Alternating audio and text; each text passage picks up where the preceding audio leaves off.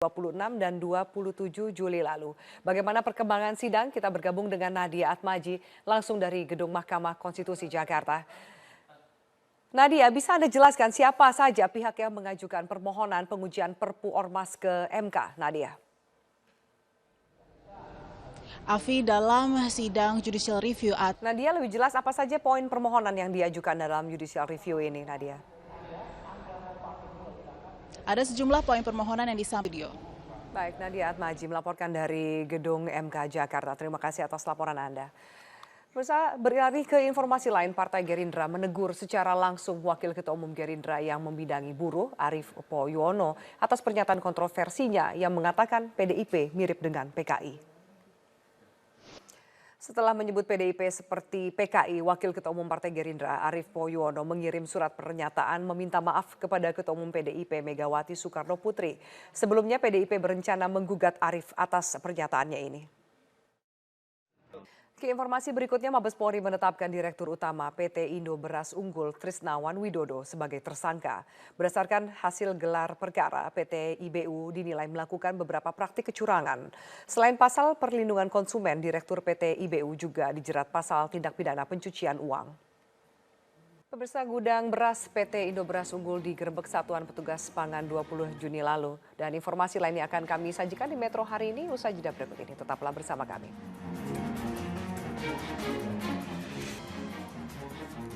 Pemirsa, Pengadilan Negeri Sanggau, Kalimantan Barat memvonis 8 bulan penjara terhadap Fidelis Ari Sudewarto terkait dengan kasus kepemilikan narkoba jenis ganja sebanyak 39 batang. Kasus Fidelis Ari Sudewarto ditangkap Badan Narkotika Nasional Kabupaten Sanggau 19 Februari 2017. Ia nekat menanam ganja demi mengobati sang istri yang mengidap penyakit siringomilia. Dan pemirsa, telah bergabung bersama kami melalui sambungan telepon kakak dari Fidelis Ari Sudewarto, Ibu Yohana Suyati. Ibu Yohana, selamat sore. Selamat sore, Mbak. Ya, Ibu Yohana, apa tanggapan keluarga atas vonis yang diterima Fidelis siang tadi, Bu Yohana? Ya, baik. Untuk sementara ini kami keluarga masih pikir-pikir dulu karena kami akan berdiskusi. Atas waktu dan keterangannya di Metro hari ini, Yohana, kakak atau saudara dari Fidelis. Dan pemirsa, kita beralih ke informasi lain di mana Komisi Pemberantasan Korupsi menangkap Bupati Pamekasan dan Kepala Kejaksaan Negeri Pamekasan terkait dugaan suap dana desa. Total ada 12 pejabat di Pamekasan yang dibawa oleh KPK. Terkait dengan dugaan suap dana desa ke 12 pejabat Pamekasan yang tengah menjalani pemeriksaan, kita langsung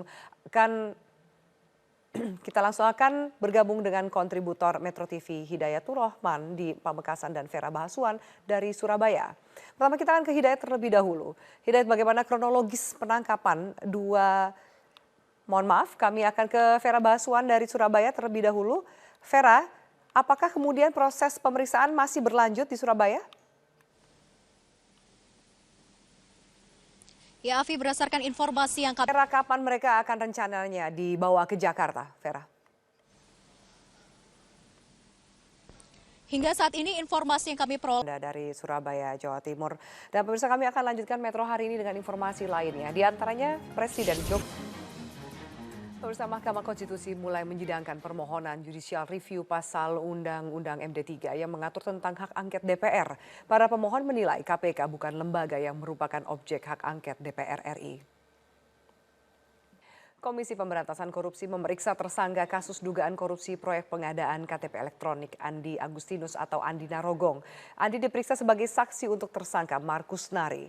Dalam kasus dugaan merintangi proses penyidikan perkara dugaan korupsi proyek KTP elektronik. Polda Metro Jaya menyatakan bahwa penyidik telah beberapa kali mendatangi Novel Baswedan, namun belum mendapatkan keterangan apapun untuk mengembangkan pencarian dalang pelaku teror terhadap Novel. Kepolisian optimis pasca teror penyiraman air keras yang dialami penyidik senior KPK Novel Baswedan, polisi masih terus mengumpulkan berbagai bukti dari lapangan maupun kesaksian. Kapolri Senin lalu sempat dipanggil Presiden. Kapolri kemudian juga sempat menyampaikan beberapa progres. Dan saat ini saya sudah bersama dengan Mbak Rustika Herlambang. Mbak Rustika, sejauh ini apa sentimen dan juga tren yang terjadi di netizen atau di media sosial terkait dengan Kapolri dan juga kasus Novel Baswedan. Ya, kasus Novel Baswedan merupakan salah satu isu terbesar, dan betul sekali. Dan kalau kita lihat, orang pasti bertanya, bagaimana sih sebenarnya gitu framing media terhadap Tito Karnavian terkait dalam kasus Novel Baswedan. Nah, kami sudah membuat satu analisis. Ternyata sentimen negatifnya sebesar 27%. Sentimen positifnya 44%, netralnya sebesar 29%. Meskipun kasus ini mendapat perhatian begitu besar, mungkin tanda kutip juga ada tekanan dari massa untuk mencari siapa dalangnya. Kenapa kemudian sentimen Tito Karnavian dalam kasus Novel Baswedan masih positif dan netralnya sangat tinggi dibandingkan negatifnya? Betul. Jadi karena Pak Tito Karnavian itu selalu menyampaikan bahwa kasus ini tuh terus bergulir. Mereka melakukan penyidikan, setiap kali penyidikan itu selalu disampaikan kepada gitu bahwa kasus ini sudah mulai baik dan menunjukkan. Di sisi lain kita juga melihat bahwa track record Pak Tito Karnavian itu juga sudah cukup bagus dalam menangani kasus. Dan itu yang menyebabkan kenapa tadi ada sentimen negatif. Biasanya Pak Tito itu cukup cepat. Kenapa dalam kasus ini begitu lambat? Nah, begitu itu adalah sentimen yang ada di media online di Indonesia. Cukup banyak, Mbak. Ada 3.382 pemberitaan hanya tentang Novel Baswedan gitu. Berarti memang berita ini sangat dipantau perkembangannya oleh masyarakat. Berikutnya Mbak Tika, ini ada emosi antara Tito dan Novel sejauh ini ada grafik berupa jaring laba-laba, bisa Anda jelaskan? Nah, jadi kalau kita bicara tentang kalau tadi di media online, di media sosial itu seperti apa makna dari emosi anticipation? Anticipation itu artinya mereka tuh berharap karena Tito bisa menyelesaikan itu. Sementara kalau kita bicara marah gitu, mereka merasa bahwa ada 3 poin sebenarnya terkait dengan kasus Tito dan Novel. Yang pertama adalah soal air keras, yang kedua adalah penyidikan, yang ketiga adalah lambat gitu. Jadi ini yang menyebabkan 3 kata kunci ini yang kemudian direspon oleh netizen dengan berbagai emosi gitu ya. Betul gitu. Jadi diantaranya adalah marah, dan sebenarnya di bulan April Mei itu dia sangat tinggi sekali gitu emosinya gitu ya. Emosinya itu adalah marah dan kemudian anticipation. Marahnya karena kok bisa sampai kejadian dan air keras, itu kan sesuatu yang tidak biasa dan ditujukan kepada Novel Baswedan. Seakan-akan teror seperti itu ya? Teror seperti itu. Dan kemudian anticipation adalah harapan, apalagi pada saat itu Presiden juga sudah ditekan gitu. Kapolri harus segera menyelesaikan kasus kasus Novel Baswedan tersebut gitu. Nah, kemudian kita lihat bahwa di bulan April itu cukup tinggi dan kemudian dia menurun, dan kemudian kemarin di bulan Juli itu terjadi kenaikan lagi gitu. Salah satunya adalah dipicu oleh interview itu kembali diingatkan gitu. Kenapa sudah 100 hari kok belum terungkap juga. Nah, seperti itu. Dan kalau kita lihat juga dari sisi usia gitu, ternyata mereka rata-rata berusia di atas 30. Betul, itu adalah terkait dengan belak-belakan Novel, dan satu lagi adalah terkait dengan Mata Najwa gitu. Jadi Mata Najwa mengingatkan kembali kepada Tito Karnavian, gimana nih kasusnya kok sampai sekarang masih belum terjadi. Tapi optimisme itu tetap bisa diberikan ke pundak Tito Karnavian. Netizen itu masih memiliki keyakinan bahwa Polri pasti berhasil. Nah, seperti itu. Nah, jadi sementara diantaranya itu yang sentimen negatif, misalnya diantaranya itu muncul dari kata-kata jenderal yang terlibat gitu. Apakah betul jenderal yang terlibat? Nah, itu adalah beberapa hal yang membuat sentimen negatif. Dalam kasus Tito Karnavian dan Novel Baswedan itu ada 71% itu adalah manusia dan 28,5% itu adalah akun robot gitu. Jadi akun robot itu jumlahnya cukup banyak, Mbak, 1.000. Banyak, ini menunjukkan bahwa memang humannya ada 4.000,3%. Tapi kalau manusianya doang sentimen negatifnya cuma 36, turun. Apa itu maksudnya? Maksudnya berarti robot-robot ini lebih banyak menyerang kepada Tito Karnavian terkait dalam kasus seperti ini. itu. Betul. Dan kemudian dari sisi usia, itu yang tadi saya sampaikan, usia 35 itu ada 24%, 18-25 itu ada 22% gitu. Jadi memang cukup beragam mereka yang memberikan respon terhadap Novel Baswedan. Kita harapkan kemudian harapan dari masyarakat ini bisa terjawab segera dengan terbuka terang benderang. Kasus ini akan lanjutkan Metro hari ini dengan informasi lainnya. Presiden Joko Widodo mengingatkan Menteri Lingkungan Hidup Siti Nurbaya untuk membuat terobosan dalam pengelolaan hutan. Menurut Presiden, pengelolaan hutan di Indonesia masih monoton dan tidak ada pembaharuan. Ke informasi lain, Polda Lampung mengerahkan 1 kompi pasukan BRIMOB untuk mengantisipasi bentrok susulan pasca keributan yang terjadi di Desa Sungai Cambai, Kabupaten Mesuji, Lampung. Selain satu informasi berikutnya, Menteri Komunikasi dan Informatika Rudiantara pagi tadi menggelar pertemuan tertutup dengan tim dari media sosial Facebook. Dalam pertemuan tersebut, tim Facebook dan Kominfo menyepakati sejumlah hal termasuk rencana pendirian kantor Facebook di Indonesia dan juga upaya menangkal konten radikal serta hoax. Dirjen aplikasi. Sebelum tim Facebook, pendiri dan CEO Telegram Pavel Durov juga menemui Menteri Komunikasi dan Informatika. Kedatangannya untuk membahas secara langsung terkait pemblokiran 11 situs Telegram. Pavel Durov, pendiri Telegram Messenger, berkiprah di dunia digital sejak masih di bangku kuliah. Sosoknya yang santai dan juga misterius dengan paras layaknya model menjadi keunikan tersendiri dari sosok Zuckerberg dari Rusia ini. Ya, seberapapun menariknya sosok Pavel Durov, CEO Telegram ini yang tidak dapat dinafikan, Telegram tetap harus mengikuti aturan di Indonesia.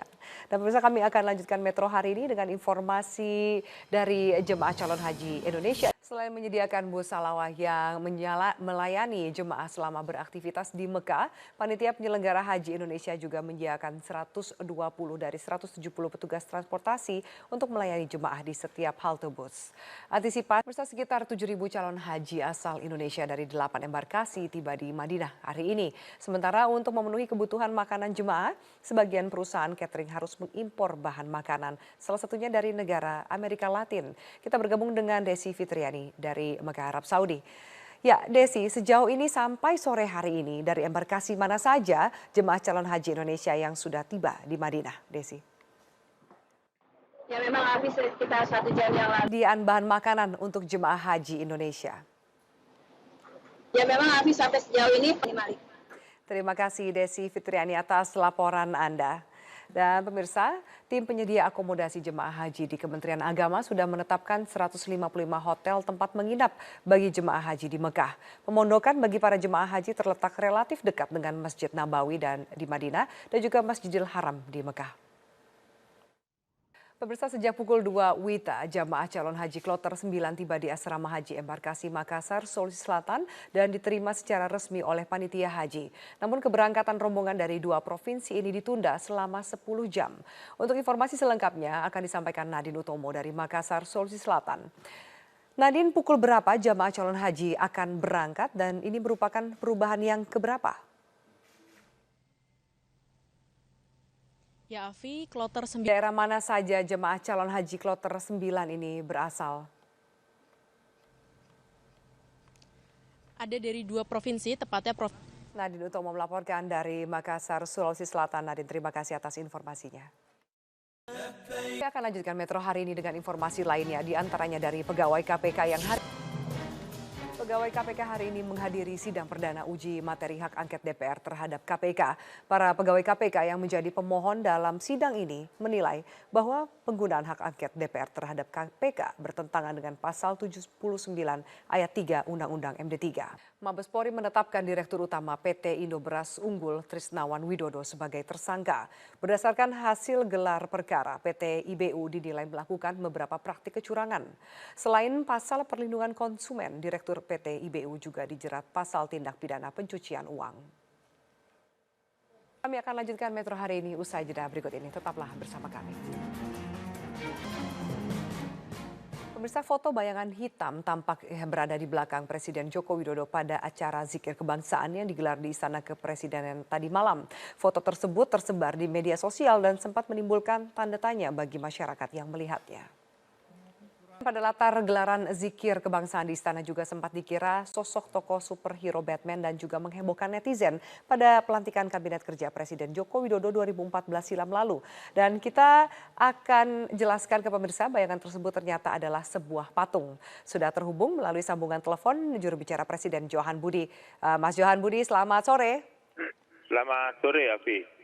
Ya, Mas Johan Budi, ini sempat menghebohkan netizen, sempat juga banyak yang berkomentar mengenai bayangan hitam. Sebenarnya itu adalah sebuah patung. Tapi yang ditanyakan juga mengapa Seakan-akan patung itu bergerak dari posisi tengah menuju ke posisi sebelah kiri dari teras istana. Ya, jadi ini pertama itu patung Ulu Balang namanya dari Perunggu ya. Itu letaknya kalau kita Bukan bayangan atau sesuatu yang mengerikan, ini adalah sebuah patung yang ternyata difoto dengan angle yang berbeda. Mas Johan Budi, juru bicara Presiden, terima kasih atas keterangannya di Metro hari ini. Pemirsa, sebuah roket buatan Israel yang membawa 2 satelit penelitian berhasil diluncurkan keluar angkasa dari pusat luar angkasa Guyana, Perancis Selasa waktu setempat.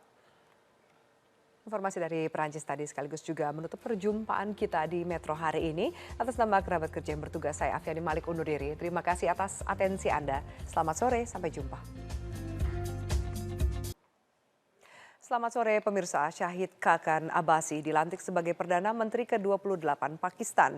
Ia berhasil meraih hati suara pemilih dengan program peningkatan listrik negara dan juga perbaikan hidup petani. Syahid Khaqan Abbasi masih dari mancanegara, mantan Perdana Menteri Thailand menjalani sidang kasus kekerasan demonstrasi yang berujung kepada kematian. Ia diduga memberikan perintah untuk melakukan tindakan represif pada unjuk rasa Oktober 2008 sehingga menyebabkan korban jiwa. Sekian headline news untuk saat ini pemirsa, headline news berikutnya akan hadir 1 jam dari sekarang. Sampai jumpa.